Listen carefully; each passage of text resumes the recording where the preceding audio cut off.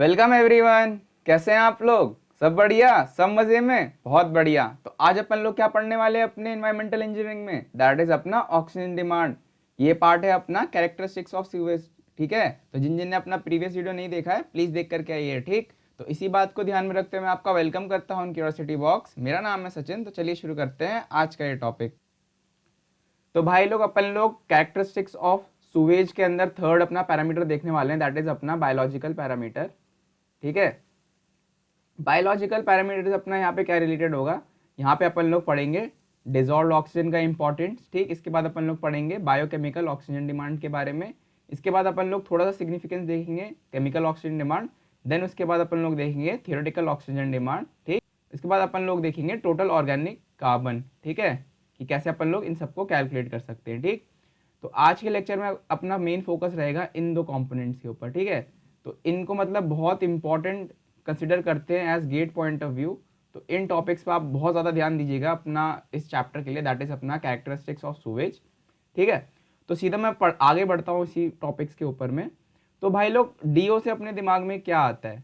अब यार कोई भी मतलब अपने पास सोर्स हो गया, ठीक है, जैसे कि कोई वाटर स्ट्रीम हो गई, नदी हो गई, ठीक, तो उसके अंदर मेरे जितने भी एक्वेटिक लाइफ फॉर्म्स होते हैं वो तो मतलब ऑक्सीजन चाहिए ना उनको जीने के लिए। तो अगर उनके पास ऑक्सीजन अवेलेबल नहीं है तो मतलब बेचारे मर जाएगा। तो देखा गया क्या जो अपने पास मिनिमम एक्वेटिक लाइफ को सपोर्ट करने के लिए ऑक्सीजन चाहिए रहता है ना, that should be minimum 4 ppm। ठीक, बट यार ये तो मतलब अपना फ्रेश वाटर के लिए हो गया, है ना। बट अपन लोग यहाँ किसकी बात कर रहे हैं? अपन लोग तो सूवेज की बात कर रहे हैं कि भाई सूवेज के अंदर डीओ का क्या मतलब फंडा आ रहा है। तो यार सूवेज के अंदर मेरा ऑर्गेनिक मैटर प्रेजेंट रहता है ना। तो इस ऑर्गेनिक मैटर को डीकम्पोज करने के लिए जो भी बैक्टीरिया होते हैं ना, वो मेटाबॉलिक एक्टिविटीज मतलब अपनी मतलब मेटाबॉलिक एक्टिविटीज को कैरी ऑन करने के लिए उन लोगों को O2 चाहिए रहता है। ठीक है, तो इसलिए डिजॉल्व ऑक्सीजन का इंपॉर्टेंस इतना आ रहा है रिगार्डिंग सूवेज। ठीक, तो मैं कह सकता हूँ अगर मेरे पास बहुत ज़्यादा डिजॉल्व ऑक्सीजन कंटेंट अवेलेबल है इन सूवेज, तो मेरा जितना भी ऑर्गेनिक मटेरियल होगा वो बहुत जल्दी डिकम्पोज हो जाएगा via the bacteria present in that sewage. ठीक, तो एक बात ये हो गई। ठीक है, अब ठीक, तो जो अपना ऑर्गेनिक मैटर रहता है ना, organic matter present in waste water, इसको भी भाई लोग अपन लोग मतलब कैटेगराइज कर सकते हैं। ठीक, तो organic matter in the sense पहला इसमें कैटेगराइज आएगा बायोडिग्रेडेबल, ठीक है, और दूसरा आएगा इसमें नॉन बायोडिग्रेडेबल। तो आप लोग के दिमाग में आ रहा होगा कि सर जो भी चीज़ ऑर्गेनिक है वो तो मतलब बायोडिग्रेडेबल ही होती है। अब यार कहने को तो मतलब आपको मतलब छोटी क्लासेस में यही बताया होगा, बट जो मेरे पास कुछ ऑर्गेनिक मैटर्स, से फॉर एग्जांपल अगर मैं लेदर लेता हूँ, ठीक, लेदर मतलब मेरा पार्ट ऑफ किसी एनिमल का रहा होगा, है ना। तो एनिमल की बॉडी के ऊपर भी अगर आप मान लीजिए देख लीजिए कोई एनिमल मर जाता है, ठीक है, तो उसकी मतलब जो स्केलेटन बचती है लास्ट में, तो उसके ऊपर थोड़ी सी स्किन भी बची रहती है ना। बहुत सालों बाद भी देख लो अगर बर्फ के अंदर कोई मतलब लाश मिलती है तो उसकी चमड़ी ही बचती है। तो चमड़ा इन द सेंस लेदर मेरा एक नॉन बायोडिग्रेडेबल मटेरियल आता है इन ऑर्गेनिक मटेरियल। ठीक है, इसके बाद बायोडिग्रेडेबल कौन सी होती है? जो मतलब मेरे ऑर्गेनिजम्स रहते हैं ना, वो इसको डिकम्पोज कर देंगे in the presence of O2। ठीक है, O2 का इस्तेमाल करेंगे dissolve in the waste water, और उसका इस्तेमाल करके दे विल डिकम्पोज इट। ठीक है, तो इससे रिलेटेड अपने पास जो मतलब वेस्ट वाटर में रिलेटेड रहता है दैट इज अपना बायो केमिकल ऑक्सीजन डिमांड। ठीक, इसको अपन लोग शॉर्ट फॉर्म में BOD भी कहते हैं। ठीक है, तो BOD का क्या फंडा आता है? तो आपसे अगर किसी ने पूछ लिया कि बायोकेमिकल ऑक्सीजन डिमांड क्या होता है, तो आप उसको समझाइएगा सर मेरा वेस्ट वाटर के अंदर में जो भी मेरा माइक्रोब्स या बैक्टीरिया प्रेजेंट रहता है, ठीक है, वो अपना ऑर्गेनिक फूड को खाएगा। ठीक, तो उस ऑर्गेनिक फूड को फर्दर ब्रेक डाउन करने के लिए फॉर इट्स मेटाबॉलिज्म एक्टिविटीज, ठीक है, खाना उसको पकाना है अच्छे से, ठीक, तो उसके लिए उसको O2 एज अ फ्यूल चाहिए। ठीक, तो अपन लोग उसको क्वांटिफाई कर रहे हैं रिक्वायरमेंट बाय द बैक्टीरिया।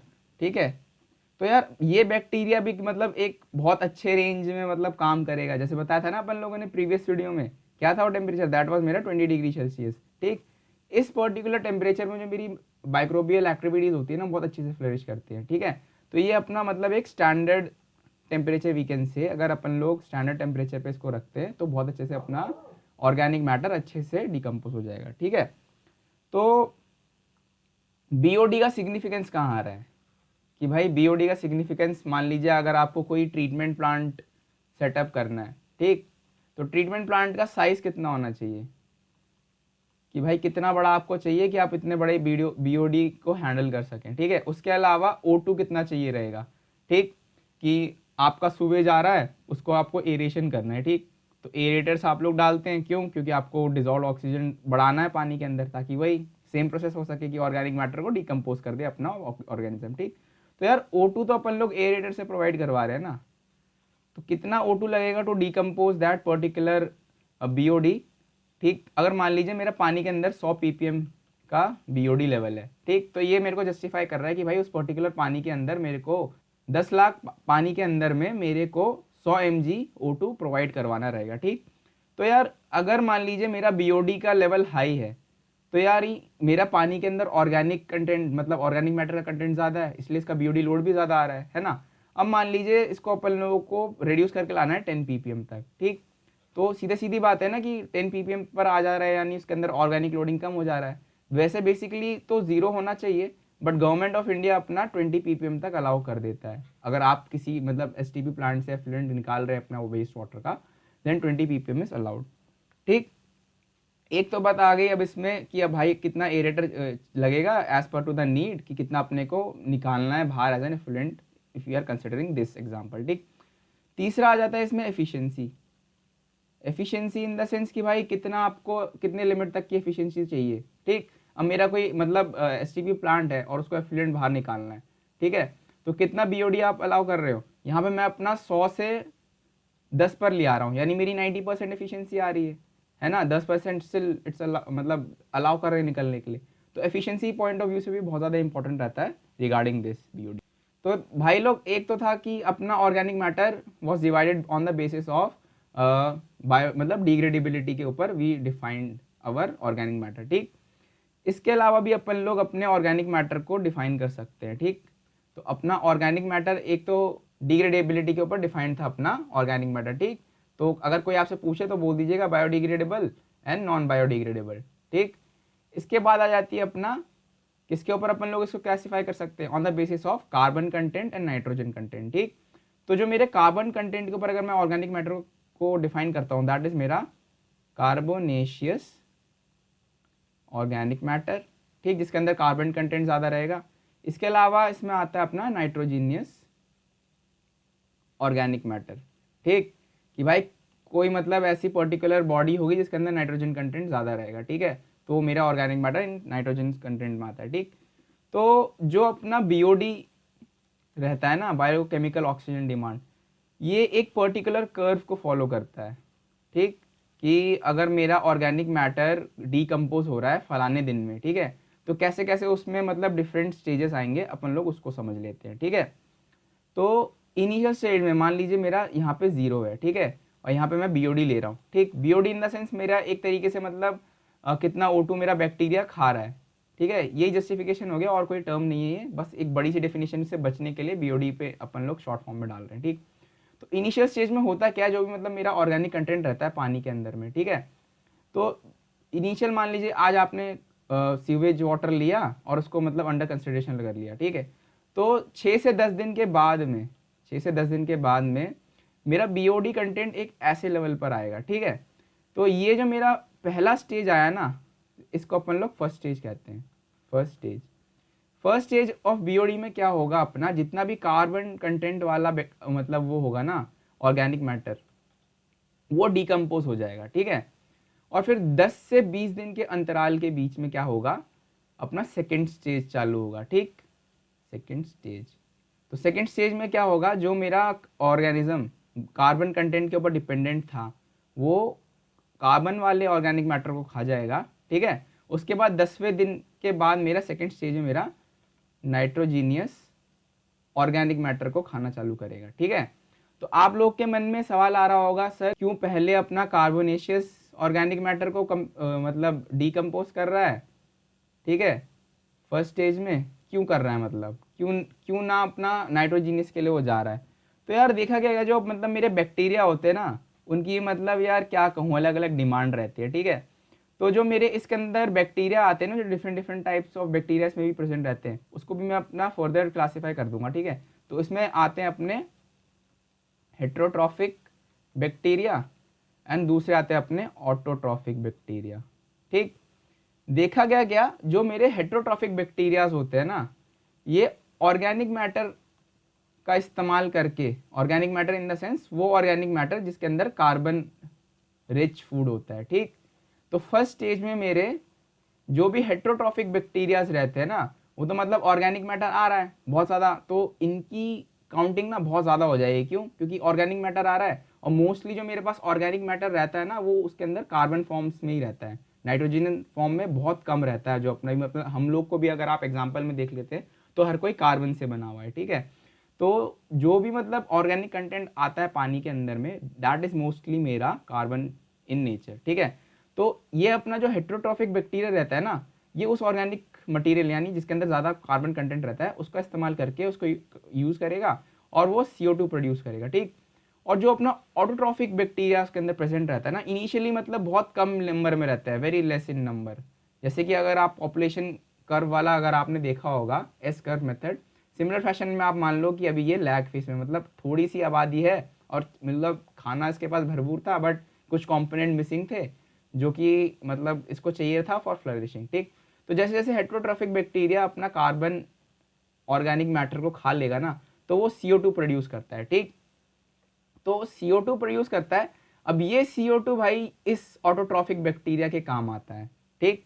तो ये ऑटोट्रॉफिक बैक्टीरिया CO2 का इस्तेमाल करके अब उस नाइट्रोजन जीनस ऑर्गेनिक मैटर को खाना चालू करता है, ठीक। तो ये पूरा मतलब मसला 20 दिन में निपट जाता है, ठीक है।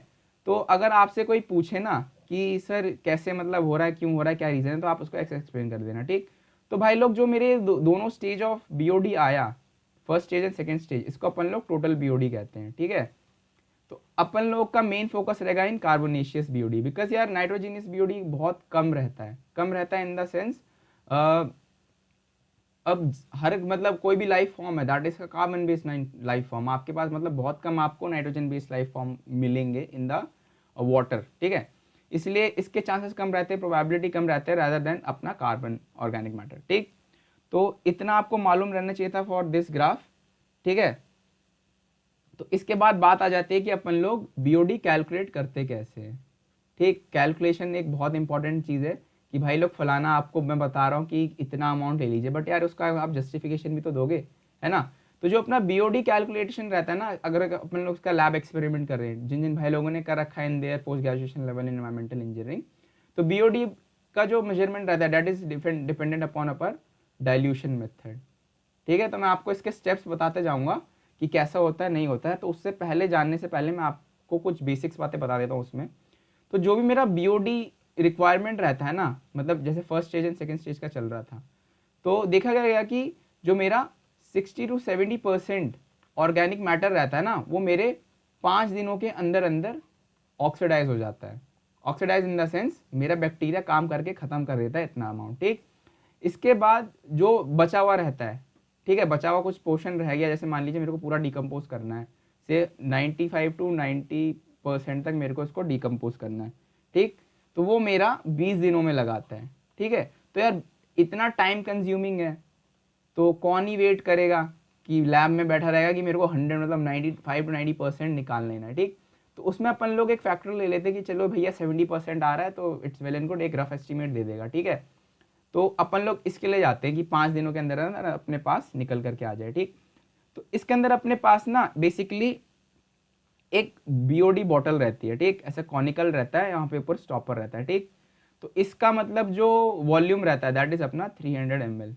तो आपसे वाइवा में पूछ लेता है, अगर आप अपना लैब एक्सपेरिमेंट या वाइवा दे रहे हो कि BOD बॉटल का वॉल्यूम कितना रहता है, तो इट्स स्टैंडर्ड हर जगह, मतलब अगर आप फ्रांस चले जाइए, यूनाइटेड किंगडम चले जाइए, इंडिया चले जाइए, कहीं भी जाइए, वहाँ पर आपको इस बॉटल का वॉल्यूम विल बी 300 ml, ठीक। तो इसमें अपन लोग जैसे कि मैंने कहा कि ये डाइल्यूशन मेथड पे बेस्ड है, ठीक। तो इसमें अपन लोग करते क्या है, इसमें अपन लोग सैंपल ले लेते हैं, ठीक। उसमें अपन लोग क्या मिलाते हैं, उसमें अपन लोग डिस्टिल्ड वाटर मिलाते हैं, डिस्टिल्ड वाटर, ठीक। अब बहुत से भाई लोग के दिमाग में आ रहा होगा सर डिस्टिल्ड वाटर ही क्यों लिया, टैप वाटर ले लेते। अरे भाई टैप वाटर लेता है तो टैप वाटर के अंदर मतलब आयंस कंटेंट रहता है, तो वो मतलब अलग कुछ रिएक्शन कर जाएगा ऑर्गेनिक मैटर के साथ, तो क्या पता वो उसको डिकम्पोज कर दे, है ना। तो मेरा डिस्टिल्ड वाटर तो मतलब मेरा न्यूट्रल रहता है, कुछ प्रेजेंट नहीं रहता आयंस वगैरह। तो जो मेरा डिस्टिल्ड वाटर रहता है ये मतलब अपना एरेटेड वाटर का काम कर रहा है, ठीक है। तो जो अपना सैंपल ले रहे हैं, ठीक, से फॉर एग्जांपल अपन लोगों ने 10 ml सैंपल उठा लिया, उसके अंदर अपन लोग 290 ml अपना डिस्टिल्ड वाटर इसमें ऐड कर देंगे, ठीक है। तो ये मतलब पूरा ऐड अप होकर के 300 ml के इक्विवेलेंट आना चाहिए, ठीक। और जो भी अपना स्टॉपर रहता है ना, तो अपना मतलब ध्यान रखना कि जो आप पानी भरे हो नेक तक यहाँ पर हो जाए, और फिर आप स्टॉपर ऐसे लगाइए कि नग फिट सील हो जाए और ऊपर कोई गैस बबल आपको देखने ना मिले, ठीक है। नहीं तो यार वो गैस बबल मतलब उसके लिए एक्स्ट्रा O2 के लिए काम करेगा, तो सरफेस से मतलब वही टू फिल्म थ्योरी का लगा करके वो उसके अंदर डिफ्यूज होता रहेगा और आपके पास मतलब BOD का वैल्यू गलत आ जाएगा, ठीक। तो आप लोगों ने क्या करा, आप लोगों ने सैंपल लिया, उसमें अंदर डिस्टिल्ड वाटर करके इसका मतलब BOD बॉटल में भर लिया, ठीक। तो BOD बॉटल के अंदर भरने से पहले आपको इस सैंपल का ना, जो आपने सैंपल बनाया है इसका पूरा टोटल डाइल्यूट करके, इसका आपको डिजॉल्व ऑक्सीजन पता करना पड़ेगा कि इनिशियली कितना डिजॉल्व ऑक्सीजन था इसके अंदर में, ठीक। इसके अलावा जैसे कि मैंने बताया कि आपके पास मतलब 5 दिन में आपको 60 to 70% मिल जाता है कितना ऑक्सीडाइज हो जाएगा, ठीक। तो इनिशियली तो मेरा DO बहुत ज़्यादा होगा, से फॉर एग्जांपल 100 होगा, ठीक। क्यों होगा 100? क्योंकि यार अभी तो ऑर्गेनिक मैटर ने खाना चालू किया ही नहीं ना, मतलब ऑर्गेनिक मैटर उसके अंदर भी इनिशियली प्रेजेंट है, तो मेरा बैक्टीरिया तो ऐसा है नहीं कि मतलब एकदम से खाना चालू कर देगा, तो थोड़ा कंडीशंस को देखेगा, ठीक। तो इनिशियली इसका DO बहुत हाई होगा, ठीक है, डिजॉल्व ऑक्सीजन। तो कुछ समय के बाद आफ्टर 5 days आप क्या करोगे, इस बॉटल को ना 5 दिन के लिए एक इंक्यूबेटर के अंदर एट कंट्रोल्ड टेम्परेचर, कितना होना चाहिए टेम्परेचर, दैट इज मेरा 20 डिग्री सेल्सियस, ठीक है। बताया था ना क्यों, क्योंकि यार इस पर्टिकुलर टेम्परेचर पे अपनी जो माइक्रोबियल एक्टिविटीज होती है बहुत अच्छे तरीके से होती है, ठीक। तो एट दिस टेम्परेचर आप इस BOD बॉटल को इंक्यूबेटर में रख देंगे, ठीक। उसके बाद आप लोग वापस से निकालेंगे इसको और इसका DO फिर से मेजर करेंगे, ठीक। आई एम बेटिंग यू इसका DO बहुत कम हो चुका होगा, इससे से फॉर एग्जांपल 20 ppm पहुंच गया है, ठीक। तो जो आप ये DO इसका कैलकुलेट कर रहे हैं ना, इसके लिए मैंने प्रीवियस वीडियोस में सब कुछ बता रखा था कैसे निकालते हैं, कौन सा मेथड इस्तेमाल होता है, दैट इज अपना व्रिंकलर्स मेथड, ठीक। क्वेश्चन में आपको DO initial and DO final दे रखा होगा, आपसे वो व्रिंकलर्स मेथड नहीं करवाएगा, but as a sake of knowledge आपको पता रहना चाहिए कि कौन सा method is use for calculating the DO, ठीक। तो आप लोगों ने अपना BOD बॉटल को 5 days इंक्यूबेट कर दिया है 20 डिग्री सेल्सियस, ठीक। तो जो मेरा BOD निकल करके आया ना, जो इसका अपन लोग आइटेशन इस्तेमाल करते हैं, तो इसको अपन लोग कुछ ऐसे लिखते हैं, BOD लिख दिया, उसके नीचे अपन लोग 5 लिखेंगे for 5 days and for 20 degree Celsius, ठीक। तो ये मेरा बताता है डेज एंड ये बताता है मेरा टेम्परेचर, ठीक। तो इसके बाद जो अपना इसका फॉर्मूला निकल करके आता है, बहुत सिंपल सा फॉर्मूला है, कुछ रॉकेट साइंस नहीं है, बस DO initial minus DO final, ठीक, मल्टीप्लाई बाय डाइल्यूशन फैक्टर। अब बहुत से बच्चा लोग के दिमाग में आ रहा होगा कि डाइल्यूशन फैक्टर क्या है, नहीं है। अरे यार अपन लोगों ने पूरा सैंपल थोड़ी ना उठाया था, अपन लोगों ने उसके अंदर एरेटेड वाटर डाला था ना, डिस्टिल्ड वाटर, तो इसलिए अपन लोग इसको डाइल्यूशन फैक्टर से मल्टीप्लाई करते हैं, ठीक है। Two means make it a count, ठीक, कि उतना मल्टीप्लाई कर देंगे अपन लोग से, उतना हिस्सेदारी लिया था और उसी का मतलब एक्सपेंशन कर दिया फॉर अ बिग स्केल, ठीक, और कुछ नहीं किया। तो डाइल्यूशन फैक्टर भी मतलब अगर निकालना चाहें तो वो कैसे निकाल सकते हैं अपन लोग, dilution factor is nothing but मेरा volume of diluted sample divided by volume of undiluted sample, ठीक। अब बहुत सा मतलब आ रहा होगा कि सर इतनी इंग्लिश लिख दी, हमको मतलब सिंपल से समझाओ। अगर यार मान लो मेरे पास 10 ml मेरे पास सैंपल में लेकर के आया हूँ जिसका मेरे को BOD निकालना है, ठीक, उसको मेरे को डाइल्यूशन करना है एट 100, मैंने इसका डाइल्यूशन कर दिया, ठीक। डाइल्यूशन इन द सेंस मेरे पास 10 ml का सैंपल था, इसमें मैंने 90 ml अपना डिस्टिल्ड वाटर मिला दिया, ठीक। तो जो मेरे पास टोटल सोल्यूशन निकल करके आया दैट इज मेरा 100 ml, है ना। तो volume of diluted sample will be nothing but मेरा 100 ml मैंने बना दिया, ठीक, divided by volume of undiluted sample जो कि मेरे पास 10 ml था, ठीक है। तो ये आपको डाइल्यूशन फैक्टर दे देगा, ठीक। सिमिलर फैशन में बहुत सा मतलब अगर आप गेट में देखते हैं तो उसके अंदर न्यूमेरिकल्स अगर जब मैं आपको करवाऊंगा उसके अंदर मेंशन रहता है कि 5% या 3% या 2% डाइल्यूशन, ठीक। तो आपको कंफ्यूज करने के लिए देता है। सेम अगर कहूँगा मैंने 5% डाइल्यूशन करा है, ठीक, 5% डाइल्यूशन करने का उसका मतलब था अगर मेरे पास 100 ml का सैंपल है, ठीक, तो उसके अंदर मेरा 5 ml मेरा अनडाइल्यूटेड सैंपल था एंड 95 ml मैंने उसके अंदर पानी मिलाया, ठीक है, यही फ़र्क था इसमें। तो जो मेरा टोटल वॉल्यूम निकल करके आया दैट विल मेरा 100 ml, ठीक, डिवाइडेड बाय 5 ml, ठीक, तो मेरे को डाइल्यूशन फैक्टर दे देगा that will be equal to 20, ठीक। इसका कुछ यूनिट नहीं रहता है कि ml में या कुछ हो रहा है, क्योंकि ऊपर भी वॉल्यूम है नीचे भी वॉल्यूम है, तो ये मेरा यूनिट लेस रहता है, यूनिट लेस, ठीक। तो भाई लोग आपके दिमाग में आ रहा होगा कि अपन लोग डाइल्यूशन कर क्यों रहे हैं, सीधा सीधा मतलब उस बीओडी बॉटल के अंदर अपन लोगों ने रॉ वाटर मतलब सैंपल क्यों नहीं ले लिया, कि गए भैया तालाब का पानी उठा करके लाए, उससे पूछ रहे हैं कि बीओडी कितना होगा भाई इस सैंपल के लिए मेरे को बताओ। तो यार इनिशियली मान लो अगर अपन लोग रॉ वाटर लेकर के आते हैं फ्रॉम द पॉन्ड जिसका अपन लोगों को बीओडी कैलकुलेट करना है, ठीक, अब मान लो यार उसके अंदर मतलब डिजोल्व ऑक्सीजन ना के बराबर है ही नहीं, मतलब तो यार जो मेरा मतलब बैक्टीरिया होगा वो मतलब काम करेगा नहीं करेगा ना, उसको तो मतलब O2 चाहिए ही चाहिए इनिशियल स्टेज के लिए। तो उसको किक स्टार्ट करने के लिए ना कि मतलब एक धक्का लग जाए और उसका मैकेनिज्म चालू हो जाए, तो उसके लिए अपन लोग इसका मतलब डाइल्यूशन अपन लोग करते हैं। तो यही था, अगर आपसे मतलब इंटरव्यू में कहीं क्वेश्चन पूछता है कि ये डाइल्यूशन क्यों कर रहे हैं, किस लिए काम आता है, तो बस उसको बता दीजिएगा सर इनिशियल किक स्टार्ट के लिए, ताकि अपना बीओडी का जो मतलब काइनेटिक्स रहता है वो स्टार्ट हो सके, इसलिए अपन लोग डाइल्यूशन करते हैं इसमें, ठीक। तो एक जनरल ये आपका इंटरव्यू पॉइंट ऑफ व्यू से इंपॉर्टेंट था क्वेश्चन, तो मैंने आपको बता दिया, ठीक, जनरली पूछ लेता है, ठीक है। इसके बाद अपन लोग इसका काइनेटिक्स देख लेते हैं, जैसे कि अपन लोगों ने उसमें देखा था ना क्लोरिनेशन वाले में, वाटर सप्लाई इंजीनियरिंग में, कि चिक्स लॉ कैसे काम कर रहा था पूरा, ठीक है। तो सिमिलर फैशन में अपन लोग यहाँ पे उसका काइनेटिक्स देख लेते हैं, ठीक। तो इसका मैं ग्राफ के तौर पे मैं आपको इसका एक्सप्लेनेशन करना चाहूँगा, ठीक। तो इसको ध्यान से समझना, सीधे सीधे मैं आपको फॉर्मूले नहीं लिखवाऊंगा, पूरा फीलिंग दिलवाऊंगा, ठीक है।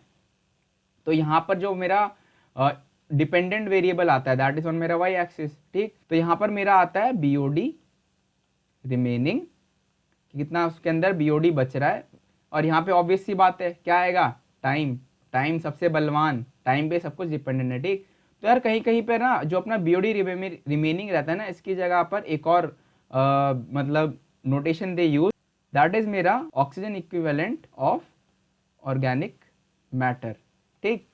कुछ किया नहीं है, अब नाक को ऐसे पकड़ो या ऐसे घुमा करके पकड़ो, ठीक, क्योंकि यार बीओडी का अगर आप डेफिनेशन में जाओगे तो बीओडी क्या था अपना, बीओडी वो ऑक्सीजन डिमांड था बाय द ऑर्गेनिज्म जो मेरा ऑर्गेनिक मैटर को डिकम्पोज कर रहा है यूजिंग O2, ठीक। तो मैं सिमिलर फैशन में कह सकता हूँ ना कि भाई जितना मेरा O2 लग रहा है उतना ही मेरा ऑर्गेनिक मैटर होगा, है ना। तो कुछ नहीं किया है, बस बात को घुमा फिरा कर लिख दिया है कंफ्यूज करने के लिए, ठीक है। तो देखा गया कि इनिशियली जब मेरा टाइम 0 था, ये कर्व जो आया है ना, दैट दिस कर्व, ये मतलब एक्सपेरिमेंटली आया है, ठीक है, कुछ मैं ऐसे ही नहीं लिख बनाऊंगा, this is proven experimentally with the data they having scientist लोग, ठीक। तो इनिशियली मान लीजिए मेरे पास यहाँ पर जब मेरा 0 था बीओडी, जब मैं इंक्यूबेशन चेंबर में डालने से पहले मेरा यहाँ पर initial concentration for the BOD was L0, ठीक है। अब समय के साथ क्या देखा गया कि भैया ये तो मतलब धीरे धीरे धीरे धीरे डिक्रीज कर रहा है, ठीक, with time it is reducing, ठीक है। तो ये L0 बीओडी जो मैं कह रहा था आपको 20 दिन में 100% आई विल अचीव, ये मतलब 100% भी नहीं आता है, क्लोज टू 100%, लाइक 99.9999% के करीबन आता है, ठीक है। तो ये कहाँ पर जा करके मतलब 100 होगा, सोचिए अनंत काल में, भाई अनंत काल तक कौन ही जिंदा रहेगा, हनुमान जी जिंदा रहेंगे ना, बैक्टीरिया की क्या औकात। तो बीओडी रिमेनिंग लाइक इनिशियली बहुत ज़्यादा था, ठीक है, समय के साथ अपना जो मतलब बैक्टीरिया O2 का इस्तेमाल करके खाना वाना पका करके मेटाबॉलिज्म मस्त कर रहा था और अपना ऑर्गेनिक लोड कम कर रहा था फ्रॉम द वाटर, ठीक है। तो भाई लोग अगर मान लीजिए मैं इस पॉइंट इसी मतलब एक्सेस में नीचे आता हूँ, से इस पॉइंट पर आता हूँ, ठीक, और थोड़ा समय बीत जाता है, से टी टाइम हो गया मेरा 0 से चल करके, ठीक है। तो LT अगर मान लेते हैं कि मेरा concentration at the given time T is LT, ठीक।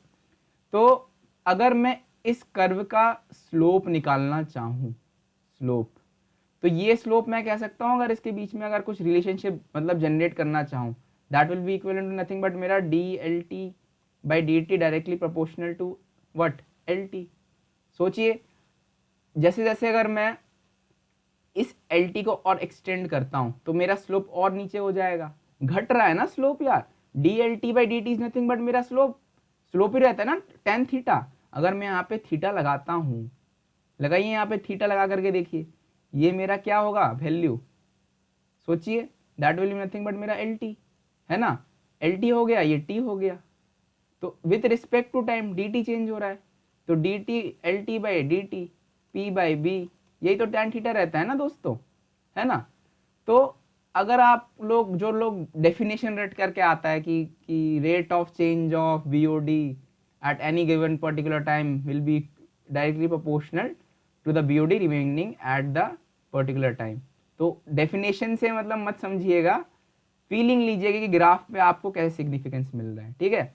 तो जैसे जैसे मतलब मैं आगे बढ़ूंगा, इसका स्लोप तो मतलब ऐसे ऐसे डिक्लाइन करेगा ना थीटा का वैल्यू। इनिशियली मतलब इस पॉइंट के अंतराल में ऐसा था, मैं थोड़ा और आगे जाऊंगा विद टाइम तो ये स्लोप इज गेटिंग रिड्यूस। तो अगर मैं इसका डेफिनेशन लिखाना चाहूँ तो मैं इसमें सीधा सीधा कह सकता हूँ ना, rate at which BOD is consumed, ठीक, will be directly proportional to the BOD remaining, है ना, कि भाई कितना मेरा BOD was remaining at that particular time, that will be directly proportional to the rate at which BOD is been consume, ठीक है।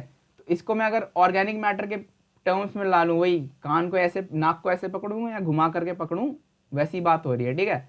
तो इसको अपन लोग भी ऐसे लिख सकते हैं, ऑर्गेनिक मैटर गेटिंग ऑक्सीडाइज, है ना। इसको यार अगर आपको फीलिंग लेना है उस ग्राफ को अच्छे से आपको समझ में आना चाहिए, ठीक है। तो जो मेरे पास इक्वेशन आया दैट वाज मेरा D L T by D T was directly proportional to मेरा एल टी, है ना। तो इस प्रोपोर्शनैलिटी को हटाने के लिए we will introduce a constant, ठीक, तो वो कांस्टेंट मेरा क्या आएगा, ठीक है, और यहाँ पे आएगा एल टी। तो एज मेरा स्लोप नेगेटिव था, नेगेटिव ही जा रहा है ना भाई लोग, एज मेरा स्लोप नेगेटिव था, अब पहले ऐसे था, फिर ऐसे ऐसे ऐसे ऐसे करके बिल्कुल फ्लैट हो जा रहा है, पैरेलल हो जा रहा है थोड़ा एक्स एक्सिस। तो जैसे जैसे मेरा स्लोप कम हो रहा है तो वो बता रहा है क्या, कि my slope is tending towards parallel, तो उसके लिए अपन लोग क्या यूज करते हैं, दैट इज नथिंग बट मेरा नेगेटिव, ठीक है। तो जो ये कांस्टेंट है ना, इसको अपन लोग डीके कांस्टेंट भी कहते हैं, डीके कांस्टेंट, ठीक। तो अपने पास ये क्या, किस फॉर्म में आ गया ये इक्वेशन, ये अपने पास एक डिफरेंशियल इक्वेशन आई कि नहीं आई, है ना। तो अपन लोग डिफरेंशियल इक्वेशन को कैसे सॉल्व करते हैं, यूजिंग बाउंड्री कंडीशंस। अब मान लीजिए यार किसी ने आपसे पूछ लिया कि at a given specific time मेरे पास कितना बीओडी अवेलेबल है, वो मेरे को निकाल करके दिखाओ, ठीक है। तो अपन लोग इस इक्वेशन को सॉल्व करने का कोशिश करते हैं, ठीक। तो ये इक्वेशन अपने पास क्या निकल गया, D L T by D T is equal to minus K L T, ठीक। तो सिमिलर टर्म्स को एक तरफ ले जाइए और बाकी टर्म्स को एक तरफ ले जाइए जो कि एक साथ आ सकते हैं, ठीक। तो यहाँ पे मेरे को दिख रहा है एल टी वाला टर्म मैं यहाँ ले आता हूँ, ठीक है, और डी टी वाला टर्म वहाँ ले जाता हूँ, ठीक, इंटीग्रेट कर देते हैं इसको। अब भाई लोग लिमिट का ध्यान अच्छे से दीजिएगा, ठीक है। जब मेरा टाइम 0 था उस टाइम पे मेरा कंसंट्रेशन कितना था ग्राफ में of the BOD, that was मेरा एल नॉट, है ना। जैसे जैसे मैं टाइम टी पे एक्सटेंड कर गया तो मेरा इसका कंसंट्रेशन कितना हो गया, एल टी। तो जब आप लोग इसको सॉल्व करेंगे सिंपल, इसमें मतलब मेरे को सीधे सीधे दिख रहा है ये एक लॉग का फंक्शन है, इसका integration will come out to be log, इसका आएगा माइनस के टी, ठीक है। जब आप इसको सॉल्व कर लेंगे यार, बहुत बेसिक सा इंटीग्रेशन है, ठीक है, तो आपको एल टी का वैल्यू निकल करके आएगा, दैट इज नथिंग बट मेरा एल नॉट ई का पावर माइनस के टी, ठीक। ये आपको जस्टिफाई करेगा BOD remaining at time T, ठीक है। कि आफ्टर से फॉर एग्जांपल 2 दिन के बाद मेरे से पूछ रहा है कोई कि भाई मेरा बीओडी कितना था, ठीक है। इनिशियली उसका बीओडी तो बहुत ज़्यादा होगा, भूख बहुत ज़्यादा थी बैक्टीरिया की for decomposing the organic matter, धीरे धीरे ये भूख क्या हो गई, कम हो जाएगी ना ऑक्सीजन की, तो 3 दिन के बाद ये रिड्यूस हो जाएगा, BOD level will get reduce, है ना। तो ऐसे ही चलता है इसमें। अगर मान लीजिए किसी ने आपसे पूछ लिया तो आप इस फॉर्मूले का इस्तेमाल करके, अगर टाइम दे रखा है, आपके पास डीकेइंग कांस्टेंट है और आपके पास एल नॉट का वैल्यू है, then you can tell him using this formula you can calculate the BOD remaining at time T. इसके बाद मान लीजिए किसी ने आपसे पूछ लिया कि भैया कितना बीओडी कंज्यूम हो चुका है। एक तो मतलब बात हो गई कि किसी ने पूछ लिया कि भाई कितना बच रहा है आफ्टर टाइम टी, बट यार एक तो रहता है ना कि इनिशियली इतनी डिमांड थी और कुछ समय के बाद इतनी डिमांड हो गई, तो यार किसी ने पूछ लिया कि इसके दौरान में कितना कंज्यूम हो गया है, ठीक है, तो कंज्यूम का कैसे निकाल लेंगे। से फॉर एग्जांपल आपके पास टोटल था इतना एल नॉट, आपको मतलब था इनिशियली बीओडी डिमांड, ठीक है। कुछ समय के बाद आफ्टर टाइम टी आपके पास कितना बच गया, दैट वाज मेरा एल टी। एल टी किसके इक्विवेलेंट था, एल नॉट ई का पावर माइनस के टी, है ना। तो अगर मान लीजिए कि आपसे किसी ने पूछ लिया कि बीओडी कंज्यूम्ड कितना हो गया है, ठीक है, कि कितना खा गया है उसके बीच में, ठीक, ग्राफ ऐसा था ना। तो अगर मान लीजिए इन दो पॉइंट्स के बीच में अगर आपसे किसी ने वैल्यू पूछ लिया कि कितना खा लिया है उसने, ठीक है, यहाँ पे मेरा एल टी था, यहाँ पे मेरा एल नॉट था, तो टोटल एल नॉट है और यहाँ से नीचे से लेके एल टी है, तो एल नॉट में से एल टी माइनस कर देंगे तो ये वाला पोर्शन आ नहीं जाएगा जो मेरे को फाइंड करना है, से for example x. So L not minus L T अगर मैं करता हूँ, L not minus L T का वैल्यू यहाँ से सब्सटीट्यूट कर दीजिएगा, तो यहाँ पर एल नॉट कॉमन ले लीजिएगा तो निकल कर आएगा 1 माइनस ई का पावर माइनस के टी, ठीक, that will be equal to what, that is your BOD consume, ठीक है। तो इसको अपन लोग किससे डिफाइन कर देंगे, दैट इज नथिंग बट मेरा वाई टी, ठीक है। तो ये मैं आपको एब्रीविएशंस दे रहा हूँ, इनको याद रखिएगा, ठीक। तो भाई लोग इसमें मैं आपसे मतलब कुछ बेसिक चीज़ें शेयर करूँगा कि बहुत से टाइम पे ना इस इक्वेशन को भी ये लोग मैनिपुलेट कर देते हैं। यहाँ पे हम मान लीजिए मेरे पास एक्सपोनेंशियल पे है, ठीक है, तो जो भी है मतलब अपने पास जो लॉगरिथमिक स्केल रहता है, लॉगरिथमिक स्केल का अगर पर लोग इस्तेमाल करते हैं तो इसमें भी अपने पास 2 टाइप्स आते हैं, ठीक है। बेसिक्स बता रहा हूँ आपको 10th स्टैंडर्ड का, दैट इज़ मेरा एक्सपोनेंशियल लॉग, ठीक, और एक आता है मेरे पास बेस 10 के फॉर्म में, है ना। तो ई का पावर 10 में लेते हैं और एक रहते हैं अपना 10 का पावर 10 में, ठीक है।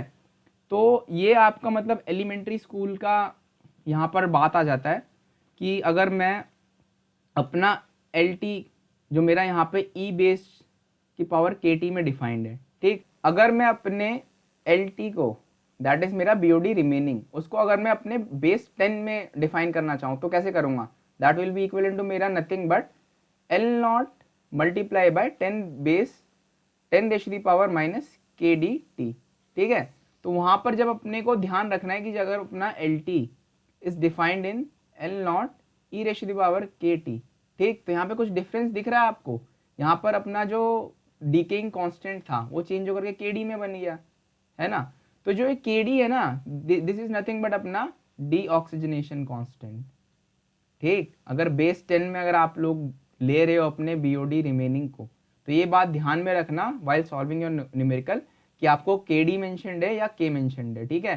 के डी मैंशनड है तो समझ जाइए कि आपका बेस 10 में लिया था, ठीक है, not in the exponential log, ठीक। तो के डी मेरा डी ऑक्सीजनेशन कॉन्स्टेंट है, ठीक है।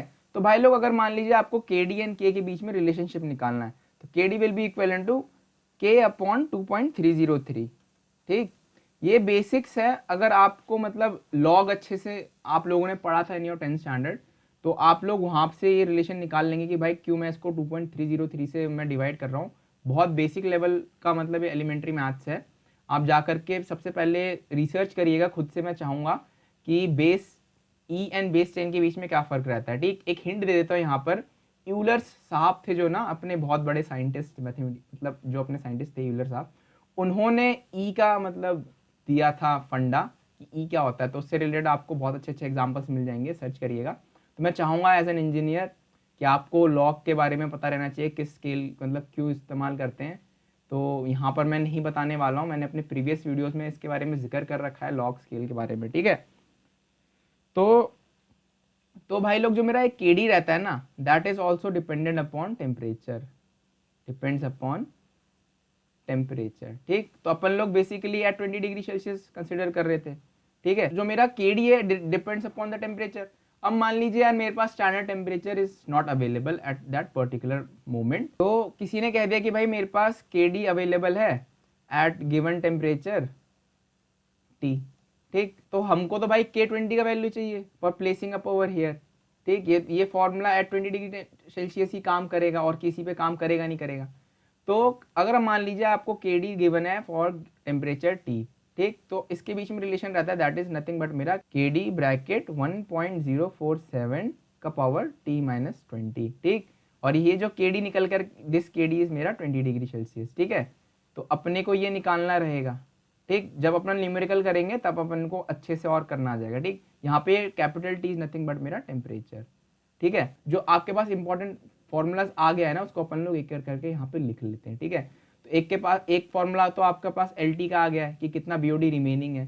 ठीक, दैट इज नथिंग बट मेरा क्या, एल नॉट ई की पावर माइनस के टी। ठीक, और अगर मैं इसको बेस 10 में रिप्रेजेंट करता हूँ तो यहाँ पर आएगा ई की पावर 10 का पावर के डी टी। ठीक है, और के डी के बीच में एंड के बीच में क्या रिलेशन था, दैट इज नथिंग बट मेरा के डिवाइडेड बाय 2.303।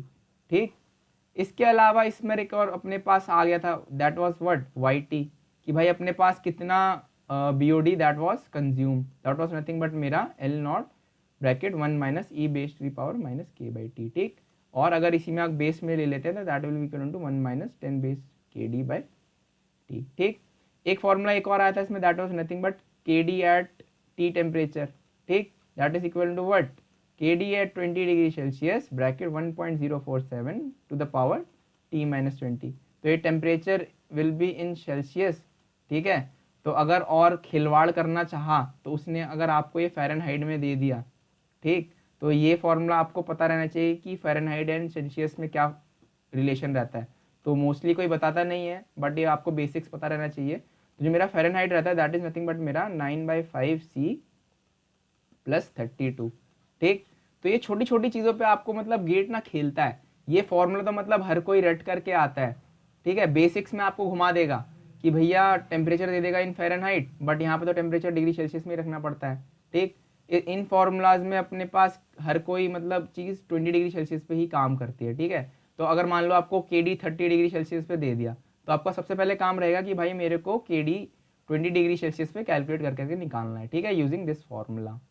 ठीक, क्योंकि यार जो भी अपना जो इनिशियल काइनेटिक्स ये चल रहा था ना, जो भी अपन लोग ने निकाला था using the graph for the BOD that came out at 20 degree Celsius. ठीक है, तो ये तो था इससे रिलेटेड। इसके बाद अपना जो बचता है दैट इज वन कंडीशन बच गई थी ना कि ग्राफ में अपन लोग कहाँ पहुंच रहे थे, एल नॉट से इन्फानाइट तक, है ना। इन्फिनिटी में जाके मेरा बीओडी जो लोड था एल नॉट वो पूरा कंज्यूम हो जाएगा। ठीक है, तो T is equal to infinity अपन लोग निकालेंगे। ठीक है, तो बीओडी कंज्यूम्ड अगर अपन लोग देखते तो अपने पास ये इक्वेशन था ना, Y T is equal to what, L naught bracket 1 minus E की पावर माइनस के टी। ठीक है, जब अपन लोग टी की जगह इन्फिनिटी पुट करते हैं, ठीक, तो constant multiply by infinity will B infinity, है ना। तो ई का power minus infinity is not defined. ठीक, तो इसका वैल्यू 0 आ जाता है। ठीक है, तो वाई टी यानी मेरा Y T equal to infinity will be equal to what, L naught, है ना। तो भाई लोग अनंत काल में तो मतलब जितना मेरा इनिशियल था वो पूरा खत्म हो जाएगा, है ना। तो मैं कह सकता हूँ जो मेरा Y at T is equal to infinity ये मेरा अल्टीमेट आएगा। ठीक, क्योंकि इसके अलावा तो मेरी जितनी भी मतलब अलग अलग लेवल से मेरा तो बीओडी से कम ही रहेगा ना। तो मैं कह सकता हूँ कि मेरा मैक्सिमम वैल्यू जो बीओडी का पॉसिबल है दैट इज नथिंग बट मेरा ultimate value that is equal to मेरा एल नॉट, है ना। तो जब मैं इसी इक्वेशन में इसको फीड करता हूँ तो मैं इसको ऐसे लिख सकता हूँ, Y T will be equal to nothing but Y ultimate, ठीक, ब्रैकेट 1 माइनस ई की पावर माइनस के टी। होगा कि नहीं होगा, सीधी सी बात है ना। तो ये सब रिलेशनशिप्स आपको मालूम रहना चाहिए while will solve the equations, क्योंकि यार ये बहुत इंपॉर्टेंट कॉन्सेप्ट था regarding GATE point of view and EAC point of view.